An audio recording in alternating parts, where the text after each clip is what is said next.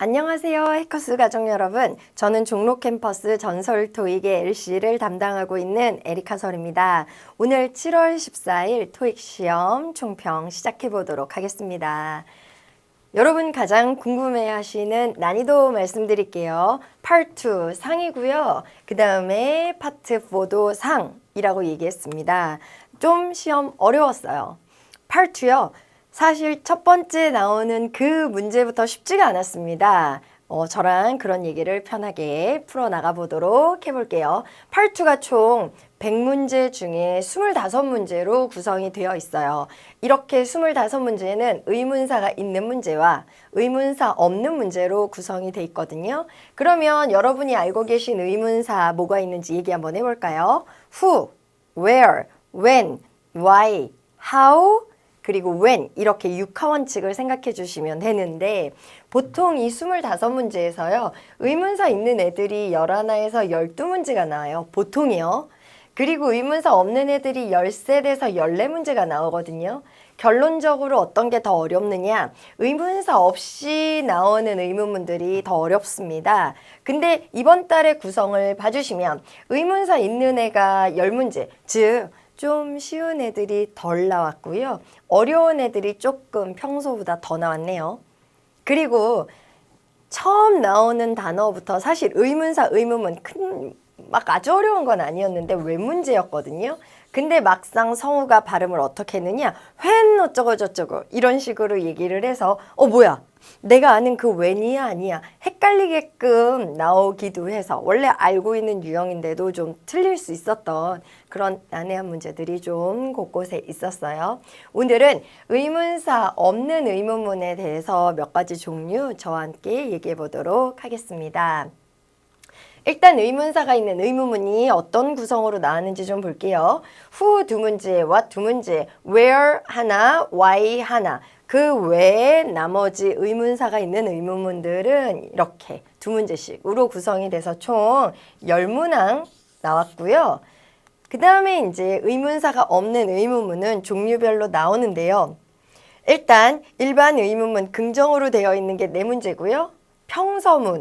평서문이라는 건 이따 설명하겠지만 간단히 질문하고 대답하는 그런 나머지 파트 유형과는 달리 얘는 유일하게 뭐뭐합니다 라고 얘기하면서 나머지 ABC에서 답을 골라주는 형태예요. 평서문 은근 쉬운 줄 아는데 막상 문제 풀면 또 그렇게 쉽게 맞추지 못하거든요. 그렇게 난해할 수 있는 평서문이 3문제, 나머지는 완전 사이좋게 2문제씩 나왔습니다. 일단 먼저 선택 의문문이라는 거에 대해서 말해볼게요. 선택 의문문은요. 어떤 식으로 되는 거냐면 A가 좋아요, B가 좋아요 이런 식으로 묻는 유형이에요. 그러면 5월을 기준으로 A와 B의 무게가 보통은 같이 갑니다. 무슨 소리냐? A가 단어가 나오면 B가 단어고요. 5월을 기준으로 절이면 절이고 구면 구 이런 식으로 무게가 같이 가는데요. 물론 아닌 경우도 나와요. 왜냐면 토익에 회화체가 들어가기 때문에 단어와 구가 나오기도, 구와 절이 나오기도 하는데 자 일단 선택 의문문이 총 2문제가 나왔습니다. 얘는 왜 어렵냐면 단어와 단어일 때는 그리 어려울 내용은 없어요. 사과 좋아요, 배 좋아요. 어려워요? 안 어렵죠. 넌 여름이 좋아, 겨울이 좋아. 그렇게 어려울 만한 유형은 아니에요. 자 그러면 뭐가 어려울 유형이냐? 구와 구, 절과 절이 만났을 때 난이도가 훅 올라갑니다. 왜? 영어라는 언어의 특성상 패러프레이징이라는 게 들어가거든요. 자, 제가 선택 의문문을 가져온 거 보세요. Can you deliver the merchandise? Can you 뭐뭐 하실 수 있으세요? 라고 질문하는 건데 merchandise 너 deliver 할 수 있니? 아니면 should I ask someone else to do it? 아니면 제가 다른 사람한테 should I ask 부탁할까요? 라고 얘기하는 내용이에요. 그러면 여기에 나오는 그 문장 그대로 말을 쓰면 참 좋을 것 같아요. 예를 들면 I think I can deliver the merchandise 이런 식으로 있는 그대로를 얘기하거나 아니면 You should ask someone else to do it 다른 사람한테 좀 부탁해 주세요 라고 말할 수 있는데요. 대답 어떻게 나오는지 볼게요. Part 2 푸는 가장 기본 중의 기본은요. 질문 알아듣는 건 기본이에요. 질문을 알아듣고 나서 답을 찾는데 시험 보실 때요. 가만히 듣고 있다 정답을 찾아다니는 게임이 아니라 아닌 애들 걸러내는 식으로 이걸 우리가 뭐라 부르냐면 속어법이라고 부르거든요. 속어법 형식으로 접근을 해주셔야 됩니다. 자, 그러면 그 원칙대로 너가 deliver the merchandise 할 수 있니? 아니면 내가 다른 사람한테 부탁할까? 이랬을 때 대답이요. It's a special delivery. 아마 여기 delivery라는 말이 들려서 delivery, 사람 헷갈리게 만드는 어때요? 유사 발음 오류겠죠. 오답 함정이었고요. 그래서 얘는 아니고요. B를 볼게요. Please ask for a receipt. merchandise 어차피 이렇게 살짝 들었어요. 그거 빼고는 나머지를 잘 못 알아들었습니다. 그런 사람들이 빠지기 좋겠죠. receipt 영수증 요청하세요. 아, 얘도 말은 안 맞아요. 자, 계속 질문은 머릿속에 꽉 잡고 계셔야 돼요. merchandise deliver 할 수 있니? 아니면 내가 다른 사람 시킬까? 이랬을 때 대답 보세요. I think Henry is available. 헨리라는 갑자기 제3의 인물이 나타납니다. 제 생각에 헨리가 시간 되는 것 같아요. 이 말은 자기가 하겠다는 소리예요? 다른 사람 시키라는 소리예요? 다른 사람 시키라는 소리죠. 이런 식으로 말 그대로 쓰지 않고요. 영어는 패러프레이징이 발달돼 있거든요. 패러프레이징 해준 이런 문제. 선택 의문문은 우리가 귀로 들은 내용을 가지고 패러프레이징 된 답을 찾아야 돼서 그래서 난해한 부분이에요. 어려운 난해한 부분입니다. 자, 그 다음에 평서문. 아까 말했듯이 얘는 뭐뭐합니까? 라고 질문이 아니라 뭐뭐합니다 라고 얘기하는 부분에서 ABC를 찾아내는 건데 보통은요. Part 2가 뭐가 문제냐면 뭐뭐합니까? 라고 묻는 거에 ABC잖아요. 보통은 질문을 못 알아들어서 아무리 보기를 잘 알아들어도 질문을 놓치면 답을 못 찾겠어요 라고 얘기들 해요. 그 말이 맞죠. 근데 평서문은 분명히 알아들었어요. 근데 답을 못 찾겠다라는 소리를 많이 해요. 자, 이게 왜 그러는지 말씀을 좀 드릴게요. 전 알아들었어요. 자, 그럼 평서문으로 얘기했을 때 상대방이 평서문으로 얘기할 수 있느냐? 그럼요. 해볼까요? 아, 족발 먹고 싶다. 제가 이렇게 말했더니 상대방이 난 돈가스. 말 되죠? 돼요. 평서문으로 대답할 수 있어요. 자, 그러면 두 번째. yes나 no라고 대답할 수 있나요? 그럼요. 아, 족발 먹고 싶다. 이랬을 때 상대방이 yes, 나도 족발. 이렇게 말할 수 있죠. yes라고 대답할 수 있다라는 건 당연히 no라는 대답도 응답 가능해요. 자, 세 번째. 되묻는 거 정답으로 나올 수 있나요? 네, 됩니다. 아, 족발 먹고 싶다 라고 말했을 때 야, 우리 끝나고 같이 먹으러 갈래? 라고 얘기할 수 있겠죠. 평서문으로 얘기했는데 되물을 수 있어요. 하나만 더 말할까요? 의문문으로 물었는데 상대가 되물을 수 있을까요?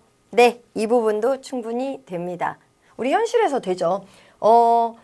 오늘 같이 점심 먹을래? 라고 물었을 때 상대방이 너 오늘 시간 돼? 라고 되물을 수 있잖아요.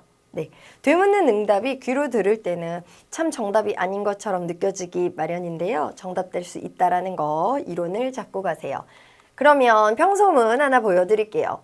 There was a considerable increase in revenue. considerable 무슨 뜻이에요? 상당한 increase. 오름 있습니다. in revenue. revenue라는 거 필수 어휘예요. 뜻은 총수입이죠. 1사분기에 총수입 considerable increase 있습니다. 이랬을 때 결론. 첫 번째, 일단 no라는 대답은 괜찮아요. 답이 될 수 있는데 뒤에 말이 맞아야죠. I work in the sales department에서 말이 안 맞아요. 그래서 out. 우리 1사분기에 총수입 어마어마 증가했어요. 그랬을 때 B 볼게요. Could you give me some specific figures on that? 자, 이렇게 말합니다. Could you give me 주시겠어요? 뭐? specific, 자세한 figures, 숫자, 수치를 나타내는 표현이죠. 그거에 대한 자세한 수치를 주시겠어요? 라고 되물을 수 있어요. 자, 세 번째 거 볼게요. Some financial problems. 말 돼요? 안 돼요? 안 되죠. 일단은 얘를 잘 알아듣는 게 가장 중요해요. 파트는. 그 다음에 답을 찾아다니는 것보다 아닌 애들 걸러내는 게 여러분 훨씬 더 안전하게 문제 푸는 방법이에요. 알겠죠? 그러나 여러분이 공부하실 때는 뭐를 더 집중해야 되느냐? 이 부분이요.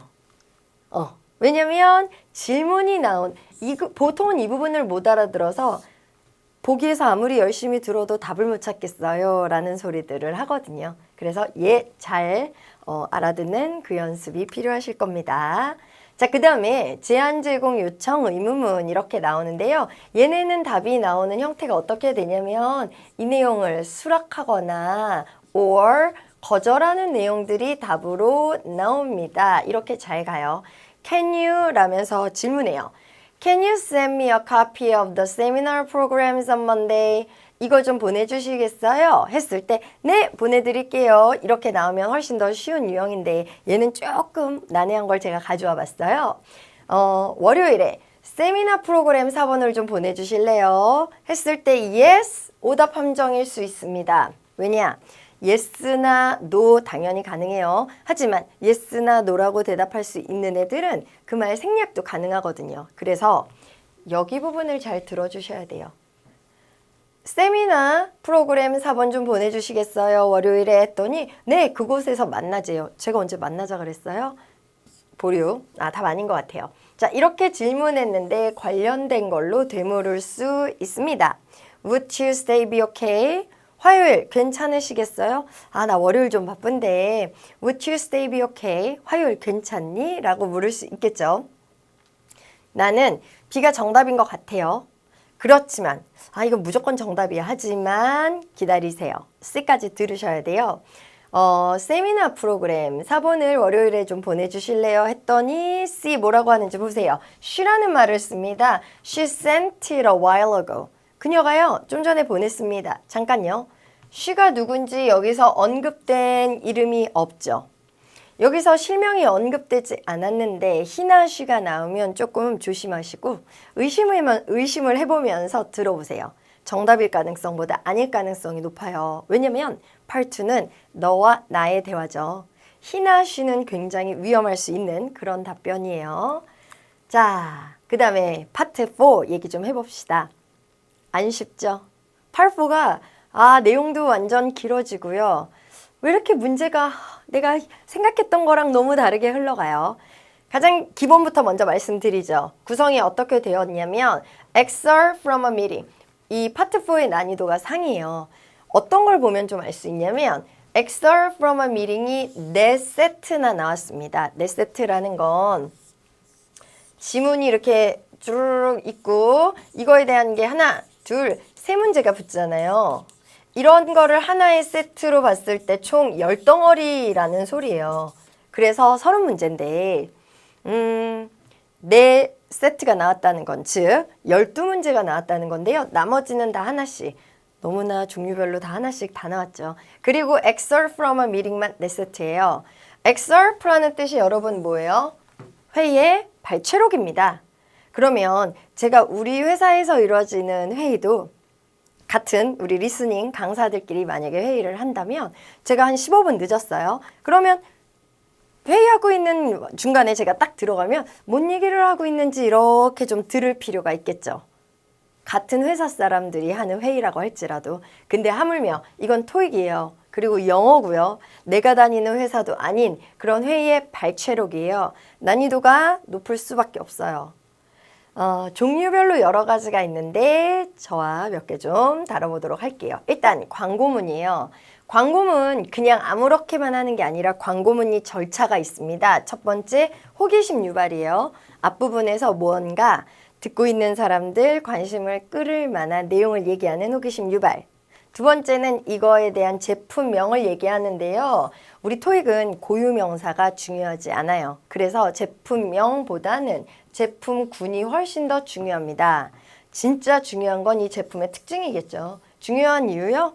문제가 여기 제품의 특징에서 무조건 나올 수밖에 없어요.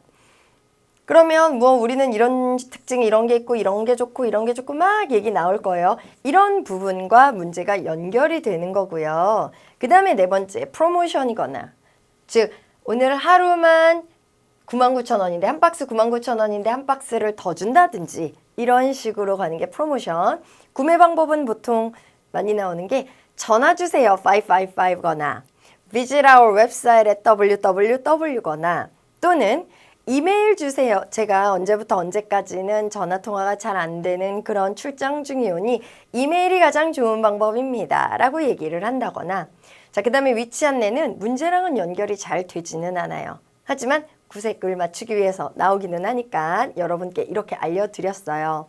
제품명은 중요하지 않지만 제품군은 중요할 수 있습니다. 무엇을 광고하는가 라고 나올 수 있으니까요. 자, 아까 말했지만 제품의 특징 이게 중요하다 그랬죠. 왜? 문제랑 연결이 되니까요. 자, 그러면 광고문은 이런 흐름으로 가는 게 큰 틀이에요. 자, 그 다음에 할 인트로덕션 소개문인데요. 이 소개문과 좀 전에 했던 광고문에 겹치는 내용을 좀 말씀드릴게요. 이 인트로덕션 소개문은요. 사람 소개하는 거죠. 아까 광고문이라는 건 아무래도 물건이라든지 아니면 일어나는 행사에 대해서 얘기하는 거라면요. 이건 사람 소개예요. 자, 어떤 식으로 문제들이 나오느냐. 라디오 프로그램에 나오는 게스트 스피커를 소개하는 내용입니다. 라디오 프로그램에서요. 말하는 사람은 보통 호스트예요. 호스트는 문제랑 연결이 잘 안 돼요. 뭐가 더 된다? 게스트 스피커에 대해서 묻는 내용 나오고요. 회사에서 새로운 직원에 대해서 얘기하는데요. 영어로 new employee 이러죠. 근데 많이들 착각하시는 부분이 있어서 그 부분 좀 잡아드릴게요. 여기서 말하는 new employee는 엊그제 갓 대학을 졸업해서 오늘 우리 회사에 막 입사한 신입사원에 대해서는 얘기를 별로 안 해요. 거의 안 해요. 왜? 신입사원에 대해서는 할 말이 없잖아요. 자, 그러면 뭐에 대해 얘기하느냐? 우리 회사에 오시기 전에 우리 회사의 라이벌사인 어디사에서 몇 년간 근무하시고 그 전은 그 전신인 어느 회사에서 몇 년간 근무하시고 이만큼의 경력을 가지고 우리 회사의 스카우트 대신 김 이사님 뭐 이런 식으로 경력직 새로운 직원이에요. 경력직 직원 소개한다는 거. 그리고요. 워크숍 영어로 워크숍이죠. 워크숍에서 발표자, 프리젠터 소개하는 부분이 있고요. 시상식, 수상자입니다. 여기에 recipient랑 winner라는 표현이 나오는데 시상식에서 상을 받다. 어떤 말을 써요? receive라는 단어를 쓰죠. 상을 받다. 그래서 이 말에서 파생되는 recipient, 수상자라는 표현이 있고요. 또 하나 상이랑 관련돼서 win이라는 단어를 쓰면 win이 승리하다 이런 의미인 거 저도 알아요. 이기다 승리하다인데 상이랑 관련돼서 얘기할 때는 상을 받다라는 의미로 쓰여요. 그래서 수상자 winner, the winner of BDD award 이런 식으로 표현 나오기도 합니다. 또 퇴임식이요. 지금 여기서 이루어지고 있는 상황이 retirement party예요. 자, 퇴임식에서 퇴직자를 소개하는 부분인데요. 여러분 퇴직하시는 분을 위해서 이렇게 파티를 해주는 거예요. 그러면 우리 회사에 한 2년 전에 입사하신 분 퇴직한다고 우리가 이렇게 파티를 해줄까요? 에이, 보통은 10년, 15년, 20년 차 이런 사람에 대해서 얘기하는데 분명히 업적이 있겠죠. 우리 회사가 좋아한 그런 사람이었을 거예요. 그러니까 이런 파티도 열어주죠. 이 사람에 대한 업적을 얘기합니다. 모두 다 우리 광고문에선 이거에 대한 제품명, 제품군을 얘기하고 그 다음에 제품의 특징을 얘기했듯이 소개문에서는요. 사람의 이름 중요하지 않아요. 마치 광고문에서 제품명이 중요하지 않듯이. 하지만 이 사람의 혹시나 이 직책명이 나오면 그 부분 중요할 수 있고요. 그거보다 더 중요한 건 이 사람의 업적이 중요한 부분입니다. 시상식도 마찬가지죠. 뭔가 잘했으니까, 일을 잘했으니까 상을 주는 거겠죠. 네, 그래서 소개문이 어떤 식으로 나오는지 여러분께 말씀드렸어요. Excerpt from a meeting. 오늘 좀 많이 나왔으니까 미팅의 발췌를 위해서 이렇게 순차적인 표현이 나오면 좀 중요합니다. 순차적인 표현이란 순서를 나타내는 건데 일단 뭐 이런 식의 first, 우선 first, 그 다음 두 번째로요 second, 그 다음에 뭐 다음으로는요 next, 마지막으로 lastly, finally 이런 표현들 나오면 귀쫑긋 해주셔야 돼요. 왜? 이런 표현들 뒤에 중요한 답이랑 관련되는 클루가 잘 나옵니다. 그래서 Excerpt from a meeting에서는 아무래도 회의가 쭉 이루어지고 있는 상황이니까요. 순차적인 표현을 나타내는 부분이 나오면 그 부분에서 좀 집중을 해주실 필요가 있으세요. 자, 이런 표현들이 나오면 귀 쫑 끝이라는 오늘 보너스 같은